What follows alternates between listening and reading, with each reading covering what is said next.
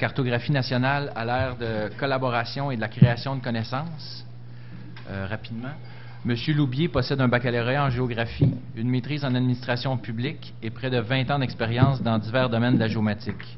Depuis 12 ans, il travaille au ministère des Ressources naturelles du Canada. Il est actuellement le directeur du Centre d'information topographique de Sherbrooke au sein de la direction de l'information cartographique de RNCAN. De par ses responsabilités, M. Loubier s'implique activement au sein de l'Initiative nationale Géobase où, sous l'égide du Conseil canadien de géomatique, les paliers de gouvernement fédéral, provinciaux et territoriaux ont pris l'engagement de collaborer pour assurer la disponibilité d'une base cartographique de qualité pour l'ensemble du pays.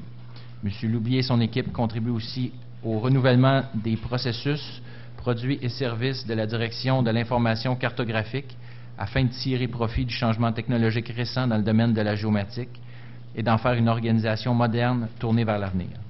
Alors, je vous laisse la parole. Merci beaucoup. Tout d'abord, j'aimerais ça vous dire que je suis très content d'être ici et pour une des rares fois, avoir la chance de faire une conférence chez nous en français. Quand on est une agence nationale de cartographie, ça n'arrive pas souvent.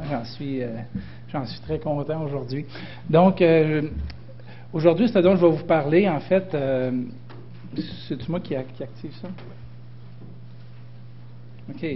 Ce que je vous parle là, en fait, aujourd'hui, c'est pas très technique, mais ça vise d'abord à faire un peu un parallèle avec ce qui a été discuté ce matin à la présentation d'ouverture.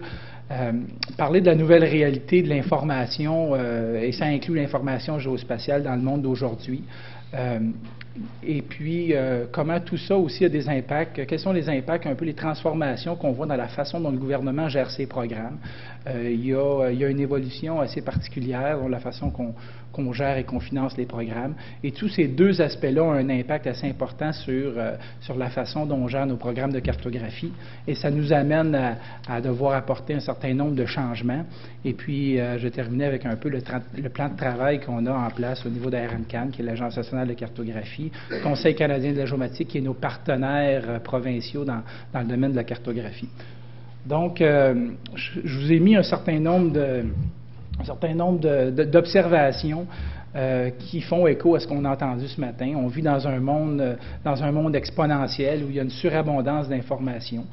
On en a parlé ce matin, je ne vous parle pas, je vous laisse lire un peu les différentes citations-là qui sont là. Ça vise simplement à nous brasser un peu et à nous montrer comment les choses changent rapidement, comment les technologies de l'information, comment les informations qui sont aujourd'hui générées progressent à un rythme exponentiel et on ne peut pas ignorer ce phénomène-là.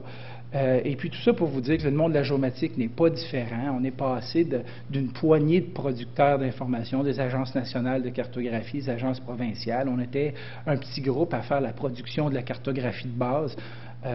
C'est en train d'exploser avec les technologies, avec la facilité avec laquelle on peut produire de l'information maintenant. Monsieur tout le monde, au niveau local, les organisations publiques, parapubliques, sans but lucratif sont aussi des producteurs d'informations. Et il y a une abondance, pensez seulement à l'imagerie, la quantité d'informations qui est disponible aujourd'hui, comparativement à la photo aérienne il y a déjà quelques décennies. C'est un marché complètement en explosion. Tout ça, c'est le reflet de ce qu'on retrouve aussi dans le monde de l'information en général sur le Web. Ces observations-là sont tirées du Web. Il y avait des références qui me permettaient de croire dans une certaine mesure que c'était véridique. Je ne mettrai pas ma réputation là-dessus. La grande question qu'on doit se poser quand on arrive devant une abondance d'informations, est-ce que je peux me fier à cette information-là? Dans le domaine de la géomatique, ça ne sera pas différent. Dans un monde d'abondance d'informations, le problème ne sera pas quelle information je dois créer pour faire mon travail, mais laquelle je peux choisir parmi cette information-là, à laquelle je peux me fier pour faire mon travail. Souvent, j'ai des opérations critiques à réaliser. Est-ce que je choisis les bonnes informations dans l'ensemble de cette donnée-là qui existe?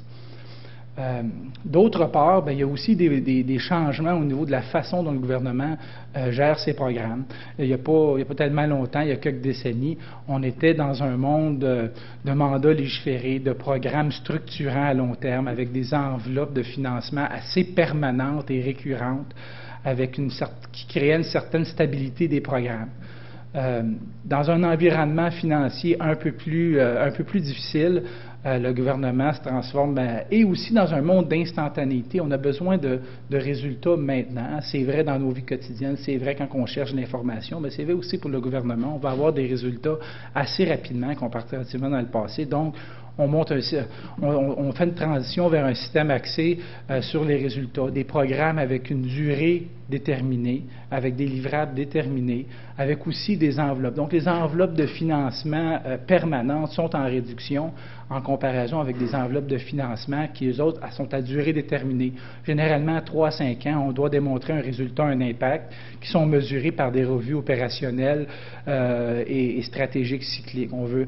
Donc, ça nous amène à gérer nos programmes différemment. C'est maintenant nécessaire, autant dans le domaine de géomatique que les autres programmes gouvernementaux, de démontrer la pertinence de nos programmes avec des indicateurs de performance, des impacts sur soit l'économie, soit l'environnement, soit les bénéfices sociaux de nos programmes et le lien, comment on contribue aux priorités du gouvernement. Donc, tous ces deux éléments-là, j'ai parlé de comment le monde de l'information évolue, comment le gouvernement gère ses programmes maintenant, mais ça a des impacts. Ça a des impacts sur l'agence de cartographie. On a parlé de diminution des ressources, donc il faut faire plus avec moins ou encore rationaliser notre offre de produits. On a besoin d'augmenter dans un monde de marché de masse maintenant. Hein, c'est la géomatique, on vient de le voir avec la présentation précédente, la géomatique ne s'adresse plus seulement à des experts GIS, mais s'adresse à un marché de masse. Et puis, il y a une attente à ce moment-là que les produits soient disponibles presque en continu et mis à jour. Donc, nos systèmes présentement ne sont pas nécessairement adaptés à cette réalité-là. On a parlé du nombre de sources de données, mais le nombre de contributeurs, hein, je le disais, on n'est plus un petit groupe de producteurs, mais on doit être en mesure d'aller chercher tous les bénéfices qui sont faits par d'autres agences et parfois même par le public et d'être capable de mettre ça ensemble. Et puis ensuite, la façon linéaire dont on produisait la donnée, on était des producteurs, il y avait des fournisseurs de produits à valeur ajoutée, il y avait des clients, excusez-moi, c'est assez linéaire. Maintenant, tout ça est en train d'exploser. C'est davantage, quelqu'un qui est producteur aujourd'hui va être un consommateur ou un diffuseur cet après-midi et vice-versa. À un moment donné, on peut jouer les trois rôles. Effectivement, les études aux États-Unis qui ont démontré que le gouvernement américain, et c'est vrai au Canada aussi, n'est plus davantage un producteur, c'est le plus gros consommateur d'informations géospatiales. Donc, ce rôle-là change et on est davantage dans une forme de réseau. Je suis contributeur, je suis producteur, je suis utilisateur, je suis fournisseur. Donc, c'est plus linéaire. On est davantage un réseau interconnecté et les technologies du Web 2.0 vont nous aider à tirer profit de cette situation-là. Grand nombre de produits et services. Hein, beaucoup de notre offre est basée sur des lignes de produits assez nombreux. Et ça crée une certaine confusion parfois chez les utilisateurs, mais aussi des coûts importants de gestion, de gestion et de maintenance de ces produits-là. Le marché de demain est en état de services et non pas nécessairement de produits. Donc, il faut s'adapter à cette réalité-là. Et puis, dans un monde d'open data, il y a une attente que les gouvernements fournissent leur information de façon presque instantanée, même dans un état intérimaire, alors que la conception, ou quand je vais chercher de l'information dans une organisation publique, elle est de qualité, elle est bonne, elle est validée, je peux m'y fier. C'est encore vrai en grande partie, mais il y a quand même dans un intérimaire une attente que si tu as quelque chose, on vit dans un monde instantané, mets-le là, si tu ne l'as pas encore validé, si ce n'est pas encore prêt, au moins dis-moi-le. Donne-moi des métadonnées qui vont m'expliquer que ce produit-là, il est à ce stade-là, mais je veux l'avoir maintenant. Donc, en fait, tout ça mis ensemble, il faut revoir nos façons de faire, nos produits, nos services. Grosso modo, c'est la même chose ici de façon graphique. Ça démontre qu'en quelques décennies, on est passé dans le domaine de la cartographie à de la carte papier, qui est une référence visuelle qui servait essentiellement à un peu de planification de la campagne terrain. On a converti ça en format numérique. Essentiellement pour des experts en GIS, avec des modèles souvent assez complexes, qui servaient à ce moment-là beaucoup de référentiels, comme avec la carte papier, mais à ce moment-là dans un système numérique avec un certain nombre d'analyses rudimentaires. Mais là, récemment, ce qui s'est passé, normalisation, mise en place d'une infrastructure de données géospatiales, la cartographie web. Alors là, il y a une explosion au niveau des utilisateurs, là, vraiment la démocratisation. On rentre beaucoup dans les services géospatiaux. Donc, vers quoi on s'en va aujourd'hui, ou encore on est en plein pied dans ça, c'est davantage la modification, de transformation du rôle des agences de cartographie, de producteurs à davantage des intégrateurs d'information, de la qualification, de la validation, et pour permettre aux gens qui ont à utiliser la géomatique de faire des choix éclairés quand ils choisissent l'information. Le gros dollar d'investissement dans les projets géomatiques était la création d'informations. Je partais un projet, j'avais un gros pourcentage de mon budget qui était de créer l'information que j'ai besoin. C'est plus vrai. Bientôt, le gros dollar va être dans faire l'inventaire de tout ce qui existe, d'être en mesure de choisir la bonne donnée pour l'application que j'ai à faire. Donc, le rôle de l'agence de cartographie va être, dans le futur, d'être capable d'aider les utilisateurs à faire un meilleur choix plus rapidement, dans le but que leur processus d'analyse, de prise de décision se fasse en temps opportun.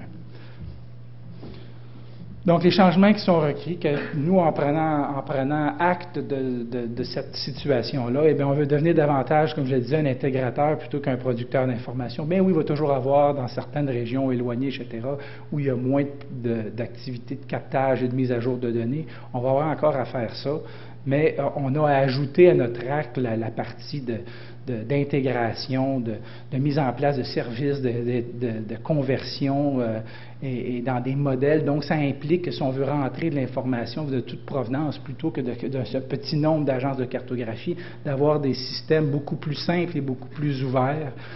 Toutes nos activités traditionnelles d'acquisition, de gestion d'informations, de mise à jour doivent se simplifier et s'accélérer pour qu'on ait la marge de manœuvre pour faire cette nouvelle tâche-là d'intégration et de qualification. Donc, on parle d'automatisation des processus d'extraction, de mise à jour, de généralisation, les chargements automatiques, la simplification des modèles de données, des relations spatiales, des contraintes d'intégration pour que le non-expert puisse facilement interagir avec les grandes bases de données nationales ou provinciales.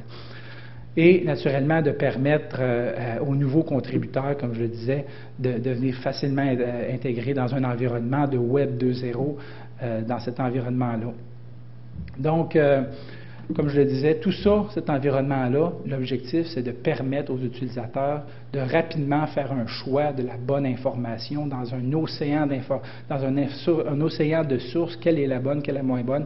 Si le gouvernement pouvait offrir ce service-là, de faire un premier partage, intégration, qualification de l'information, on croit que c'est notre nouveau rôle.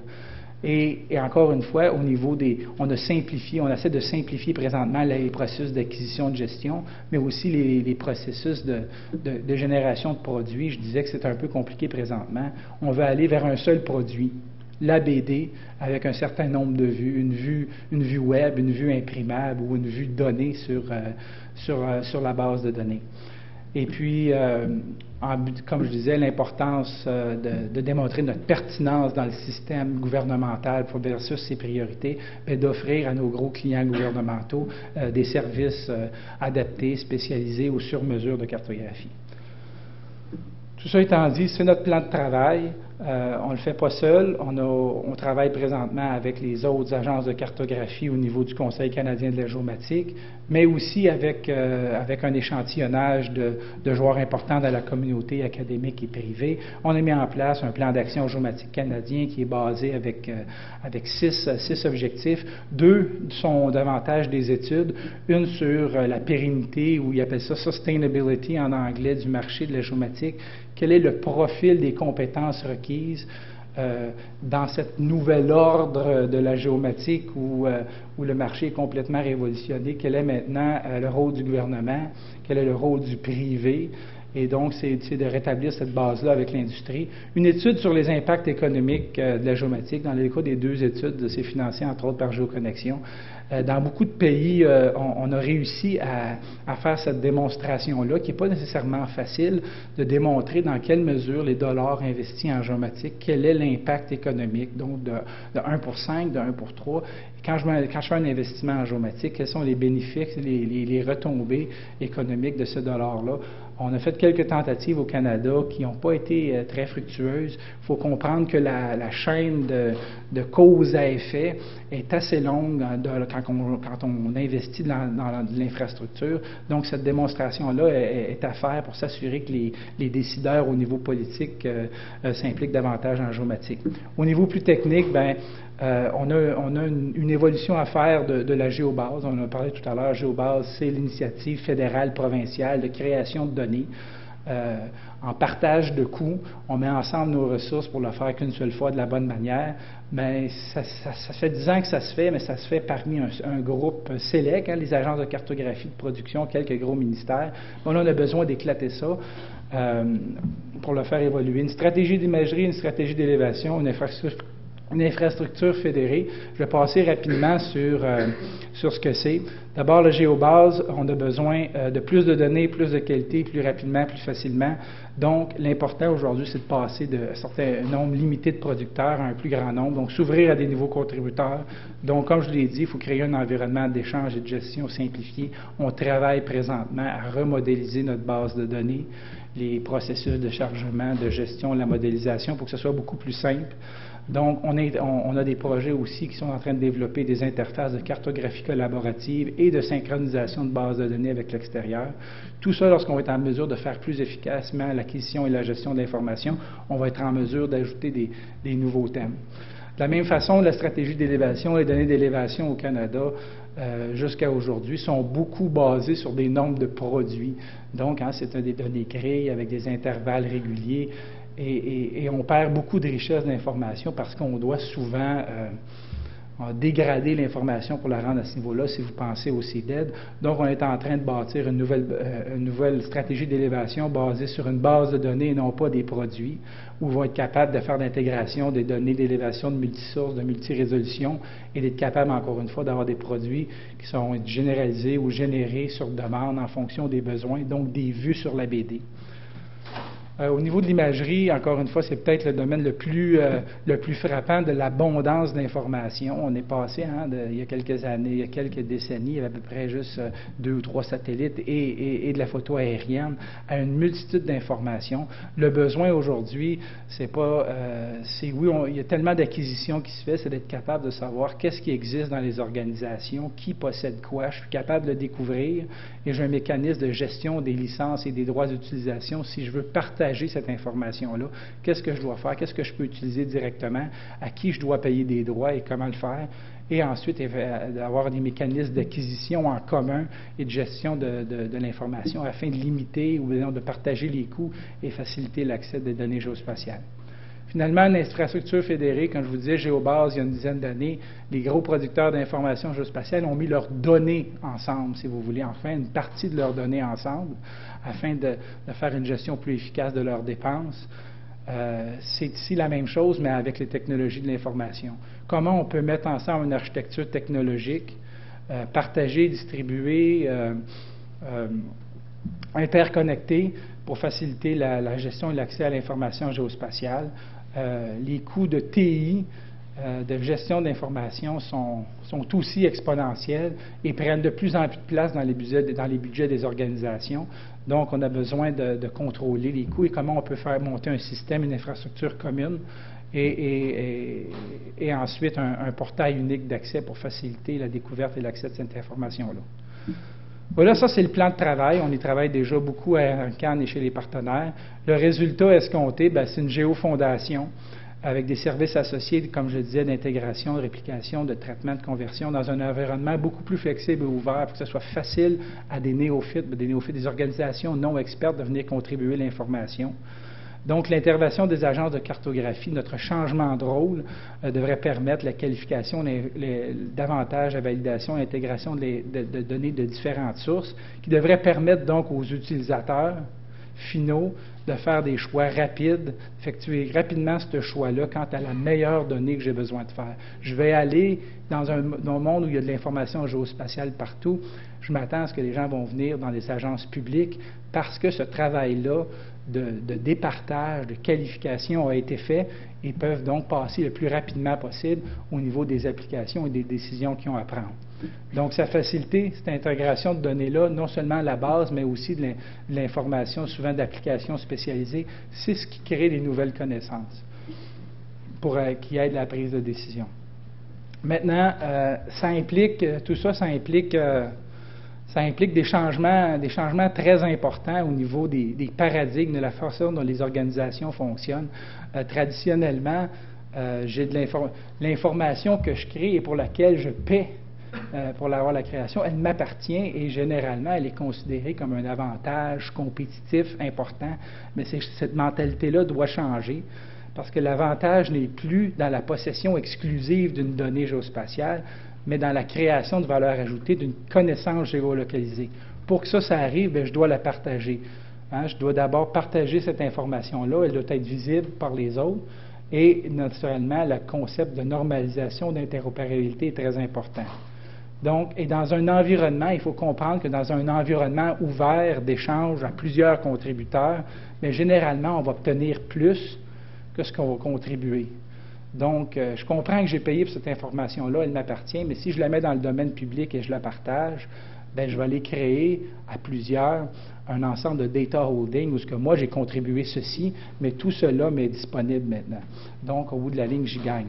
Le changement de paradigme qui s'impose, d'abord, l'importance de la normalisation puis de l'interopérabilité. Il faut que ce soit terminé l'époque où ce que je crée mon système, mes modèles, chez moi, et c'est reconnaissable et comprenable seulement par mes systèmes et mon réseau. Il faut aller vers des licences beaucoup plus ouvertes, open data, on veut partager l'information. Le moins de contraintes possibles à nos partenaires utilisateurs. Et surtout, ajouter de la valeur à ce qui existe. Dans un monde où il y a une abondance d'informations, je devrais toujours aller voir ce qui existe, aller chercher, aller l'améliorer, le rendre disponible. Ça veut dire focusser sur la qualité plutôt que la quantité. Et naturellement, communiquer, partager, m'assurer que ce que je fais est découvrable, reconnaissable et disponible à la communauté.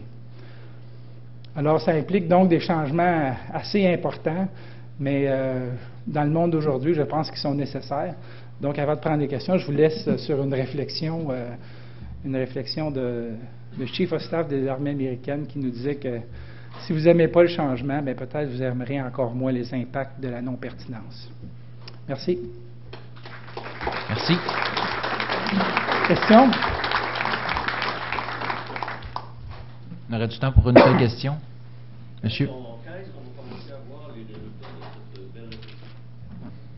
Les résultats, en fait, présentement, le travail qu'on fait, la réponse est dans le courant de la prochaine, disons 2 ans. Présentement, on travaille un peu à la base présentement, pas dans le bout très visible, c'est-à-dire on prend nos bases de données, nos systèmes de chargement, nos modèles et toutes les contraintes spatiales qu'on a mis dans les systèmes traditionnels, et on est en train de le réinventer. Donc, des systèmes beaucoup plus ouverts, beaucoup plus flexibles. On monte des petites cartographies collaboratives. Quand je parlais des modèles numériques d'élévation, bien là, ils sont encore là comme produits. On est en train de bâtir l'environnement géospatial. Il y aura une présentation aujourd'hui ou demain, je crois, par rapport à ça. Donc, on est en train de bâtir l'environnement technologique là, qui va être l'assise de tout ça. En tout cas, si vous voulez en parler davantage, on a un kiosque là, dans le hall d'exposition. Et venez me voir à cet endroit-là, ça va me faire plaisir. D'autres questions? Oui, derrière. Bonjour, Nick. Bonjour, Nick.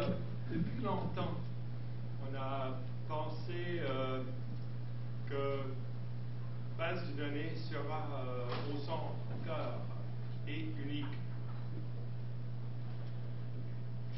Je commence à m'en douter après 20 ans. Parce que l'extraction de cette base de données pour en faire des produits pour chacun,